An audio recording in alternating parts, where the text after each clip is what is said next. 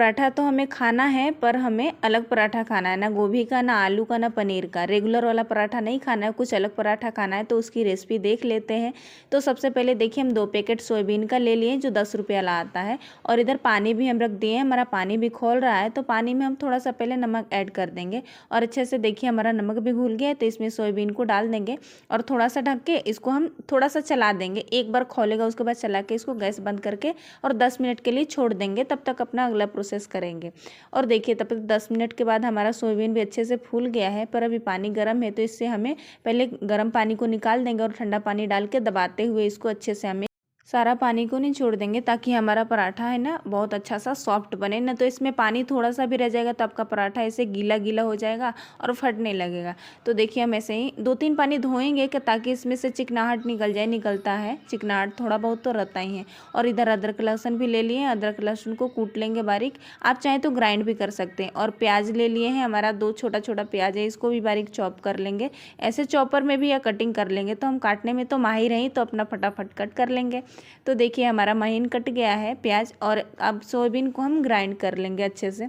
तो देखिए हमें इतना महीन चाहिए बस। इसमें पानी रहेगा तो ऐसे बहुत गीला हो जाता है, वैसे मत करिएगा, पानी अच्छे से निचोड़ लीजिएगा। और इधर कढ़ाई भी रख दिए, कढ़ाई में थोड़ा सा तेल डाल देंगे। सरसों का तेल डाल सकते हैं या मीठा, कोई भी तेल आप इसमें ऐड कर सकते हैं।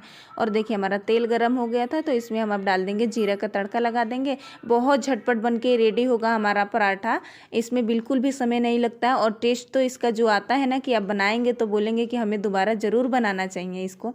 और देखिए प्याज हमारा थोड़ा सा भुना गया था, कलर वलर कुछ नहीं लाना, खाली सॉफ्ट कर देना। उसके बाद से अदरक लहसुन का जो पेस्ट है इसमें हम ऐड कर देंगे उसको भी, और थोड़ा सा इसको भी भूनना है। ये सब रेसिपी है ना, अचानक से घर में कोई आ जाए तो हम झटपट से बना के दे सकते हैं ना। तो आलू को पराठा बनाने के लिए तो हमें ऐसा आलू उबालना है, फिर उसमें प्रोसेस हो ही जाता है ज़्यादा। पर ये सब रेसिपी हमारा उस समय काम आता है। तो देखिए सबसे पहले हमारा ये भुना गया है, तो इसमें मसाला ऐड कर दिए, धनिया पाउडर, मिर्चा पाउडर और एक गरम मसाला थोड़ा सा ऐड करेंगे। मसाला थोड़ा थोड़ा ही ऐड करिएगा, इसमें ज़्यादा मत ऐड करिएगा। और थोड़ा सा इन्हें भुनना है, ज़्यादा नहीं भुनना, नहीं तो जल जाएंगे हमारे मसाले। अभी बरसात का टाइम भी है और आलू क्या है ना, मार्केट में भी आ रहे हैं पर मीठे लग रहे हैं। तो आपको पराठा खाने का मन करे चटपटा सा बारिश में, तो इसको बना के आप खा सकते हैं, बहुत अच्छा लगेगा आपको। तो देखिए यहाँ पर हम कसूरी मेथी भी ऐड कर दिए थोड़ा सा। आप चाहें तो धनिया भी ऐड कर सकते, पर धनिया पत्ता भी नहीं था तो हमने ऐड किया। और थोड़ा सा भुनने के बाद से यहाँ पे अपना सोयाबीन को जो हम पीस के रखे थे इसमें डाल देंगे, और नमक साथ ही साथ में डाल देंगे। इसको भी अच्छे से हमें भून लेना है। तो ज़्यादा भुनाई उनाई इसमें करना नहीं है बिल्कुल भी, खाली मिला देना है। और हो गया था हमारा। और देखिए इधर आटा भी हम लगा लेंगे, तो आटा में थोड़ा सा अजवाइन डालेंगे और नमक डाल देंगे, और कुछ नहीं डालेंगे। और इधर हम अपना फिलिंग को निकाल के रख देंगे कि ठंडा हो जाए। ठंडा होने पर भरेंगे ना तो ये फटता नहीं है। गरम गरम आप भर देंगे तो भरने में भी दिक्कत होता है और ऐसे फटने लगता है। और किसी भी चीज़ का पराठा आप बनाए ना, तो आटा को एकदम सॉफ्ट लगाएं। रोटी बनाते हैं उससे थोड़ा सा गीला आटा लगाएंगे ना, तो आपका पराठा बहुत अच्छा सा एकदम बनेगा, सॉफ्ट और नरम, और फूला फूला भी बनता है, बहुत अच्छा लगता है। तो बारी बारी से स्टफिंग को हम भरते जाएंगे और अपने पराठे को बना लेंगे, ऐसे ही सेक लेंगे। तो आप सभी को हमारा देवरानी जेठानी किचन ब्लॉग अच्छा लगता है तो लाइक से सब्सक्राइब करेगा, और प्यारा सा कमेंट करके ज़रूर बताइएगा कि आज का आपको हमारा सोयाबीन का पराठा का रेसिपी कैसा लगा।